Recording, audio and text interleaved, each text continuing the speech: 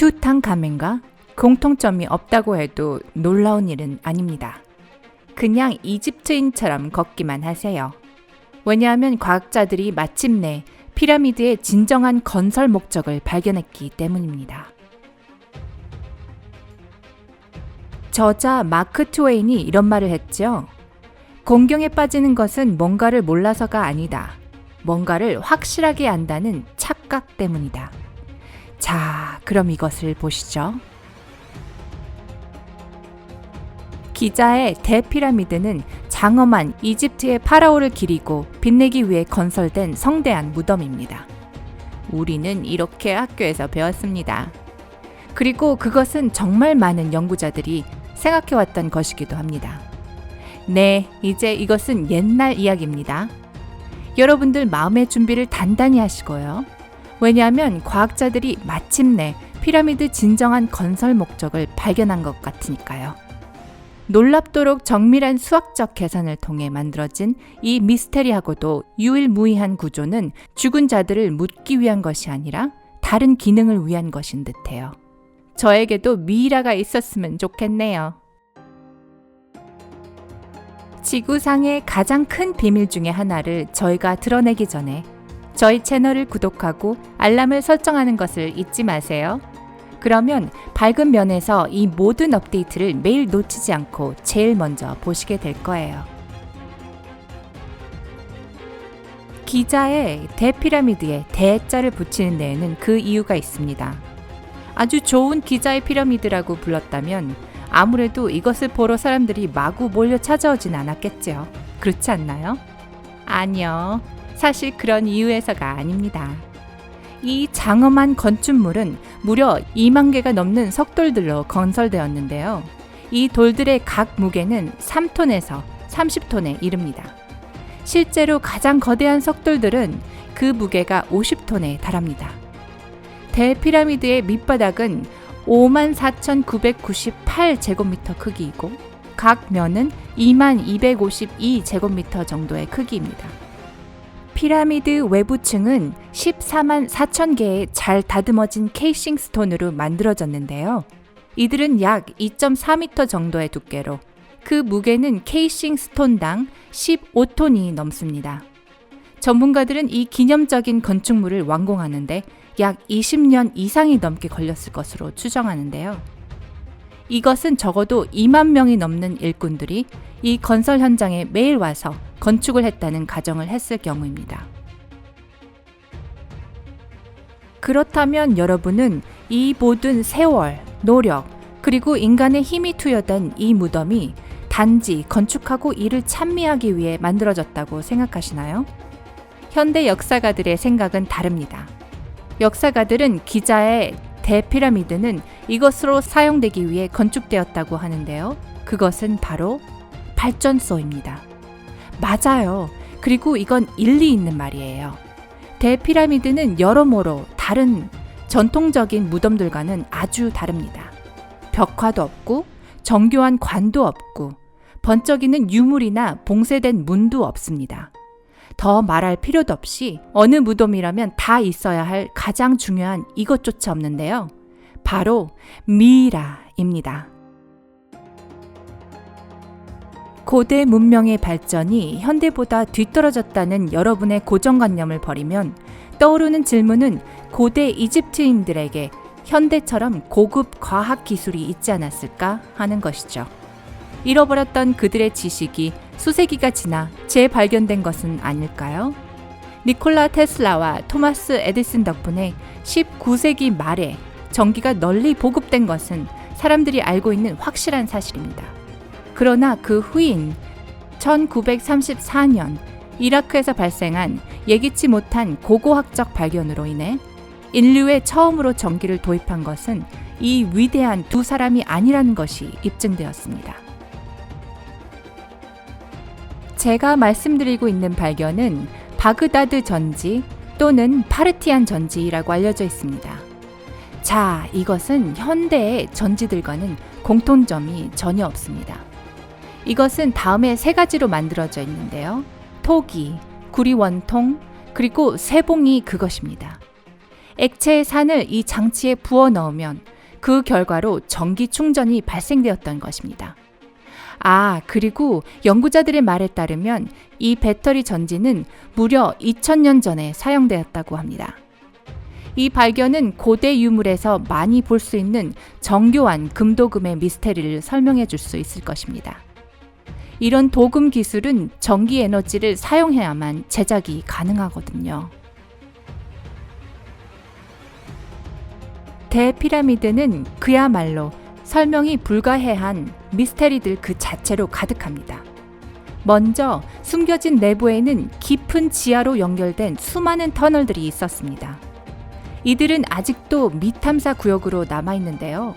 그렇다면 거기에 실종된 미이라가 있는 것일까요? 그럴 수도 있겠지만 그건 아닌 것 같습니다. 또한 기자의 대피라미드는 한때 놀랍게도 잘 다듬어진 석회암으로 뒤덮여 있었습니다. 이런 케이싱 스톤들은 표면이 완전히 평평하고 아주 매끄럽게 다듬어져 있었습니다. 그 결과 피라미드는 태양의 빛을 거울처럼 반사할 수 있었습니다. 추가적으로 피라미드 내부의 단열 기능은 그야말로 흠잡을 데가 없었습니다. 매우 흥미롭게도 이집트인들은 또한 특별한 운석인 배구나무를 피라미드 안쪽 측면에 사용했는데요. 이것은 전기 전도율을 배로 높이는 것으로 알려진 광물입니다. 말할 것도 없이 피라미드 내부 전체를 가로질러 나 있는 지하 터널과 통로들에는 방사능 물질이 있는 화강암들이 있습니다. 이 화강암에는 많은 금속 물질과 수정들이 함유되어 있는데요. 이 두 가지 모두 훌륭한 피에조 전기 전도체입니다. 이런 유형의 전기는 수정과 같은 결정에 압력이 가해지면서 발생되는 것입니다. 대피라미드에 사용된 화강암은 실내 공기를 이온화시켜서 결과적으로 이 전도력을 더 높이는 특정 화학 반응을 일어나게 했습니다. 피라미드의 모든 조건은 큰 전율을 발생시키는데 완벽한 환경을 제공합니다. 그렇지만 잠깐 기다려보세요. 이게 다가 아닙니다. 회반죽 모르타르에 대한 얘기조차 아직 안 해드렸거든요. 대피라미드를 건축하고 그런 거대한 암석들을 유지하기 위해 고대 이집트인들은 회반죽을 무려 50만 톤 이상 사용해야 했습니다. 현대 과학 기술은 아직도 피라미드 건축 시에 사용된 석고 기반의 회반죽을 재현하지 못하고 있습니다. 이 종류의 석고는 거대한 양의 압력을 견뎌낼 수 있습니다. 그래서 기이하게 들릴지 모르지만 이들을 단단히 받쳐주는 회반죽은 사실상 피라미드 자체의 암석들보다 더 강력합니다. 또 피라미드 내부에서 발견된 석관을 빠뜨릴 수 없죠. 수년 동안 연구인들은 이 거대한 화강암 상자들은 기본적으로 파라오의 관을 보다 정교하게 하는 것이라고 믿었습니다. 그러나 이러한 석관들은 그 크기가 엄청납니다. 적어도 10톤 이상이었거든요. 한 석관은 너무나 무거워서 좁은 터널 입구와 터널까지 통과하는 것이 절대적으로 불가능했습니다. 이것은 단 한 가지를 의미할 수 있는데 누군가 잘못 계산했을까요? 가 아니라 그 석관들이 원래 피라미드의 내부에서 만들어졌다는 것을 의미합니다. 석관 표면이 거의 완벽하게 평평한 것은 이 주장을 뒷받침하죠. 표면의 오차는 단 1만 분의 1인치 미만입니다. 게다가 이 관은 아무리 위대하고 강력한 파라오였을지라도 인간을 위해서라기엔 그 규모가 너무나 큽니다. 1993년 대피라미드 아래에 있는 접근 불가한 비밀의 방의 실체가 밝혀졌습니다. 계획적으로 감춰졌던 것으로 추정되는 이 방은 왕비의 방이라고 불리게 되었습니다. 2011년 보다 진보한 과학기술 덕분에 원격 카메라의 도움으로 이 방을 탐사하는 것이 가능해졌습니다. 이 탐사에서 무엇을 보게 되었다고 생각되세요? 왕비의 미이라 형체였을까요? 완고하게 밀봉된 비밀의 방에는 구리 전선들이 들어있었습니다. 네, 그것들은 아주 섬세하게 제작되어 있었습니다. 그리고 바닥에는 어떤 지침 설명서를 연상시키는 전선 배선 도포가 그려져 있었습니다.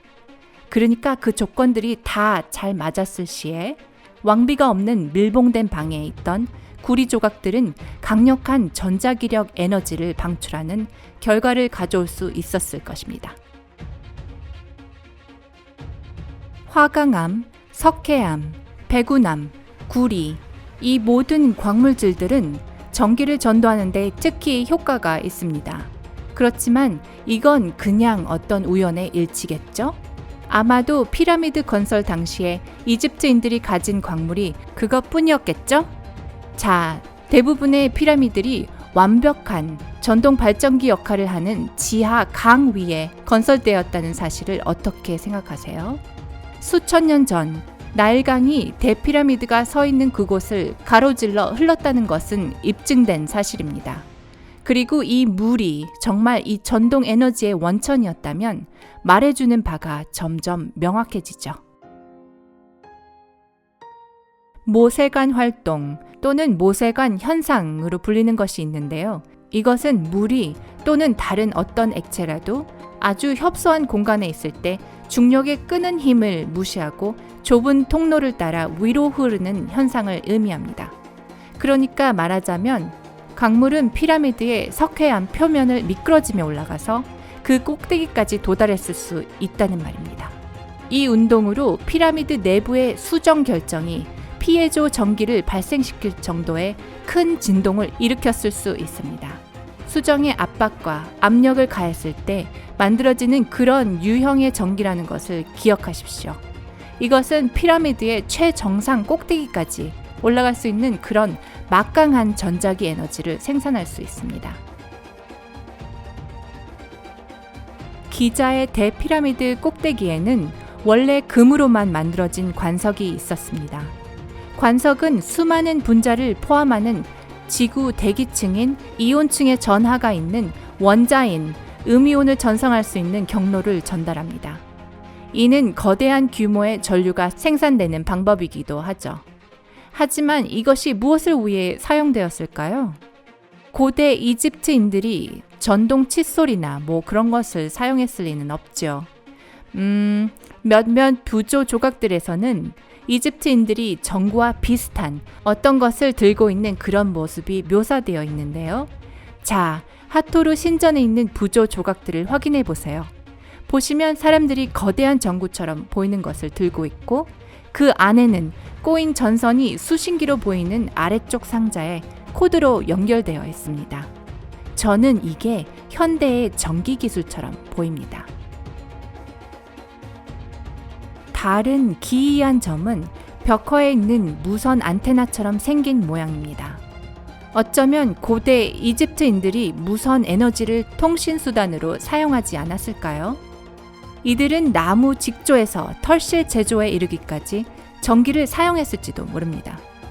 과학자들이 확신하는 것은 대피라미드 둘레에서 측정된 전자기가 천둥 번개가 칠 때 발생하는 그것과 유사하다는 것입니다. 만약 여러분이 젖은 천으로 싼 병을 들고 피라미드의 정상에 올라간다면 이 병에서 불꽃이 일어나는 것을 아마 보시게 될 것입니다. 더 오래 거기에 서 있다면 그 불꽃이 여러분에게서 발생하는 것을 보시게 될지도 모릅니다. 으아! 물론 아직도 답을 기다리는 많은 질문들이 있는데요. 그렇기에 관련 연구들이 계속되고 있습니다. 그러나 발전소 이론은 수십 년 동안 역사가들과 연구인들을 괴롭힌 몇몇 기괴한 현상을 완벽하게 설명해 줍니다. 그렇지만 이것은 이론에 불과한데요. 여러분은 어떻게 생각하세요? 여러분은 피라미드가 여지껏 우리가 생각해온 그런 것과는 완전히 다른 것일 수도 있다고 믿으시나요? 아래 댓글에 여러분의 이론을 말해주세요. 그리고 여러분이 저희처럼 미스테리와 비밀들을 사랑한다면 좋아요 버튼을 누르시고 밝은 면에서 우리와 함께 해주세요.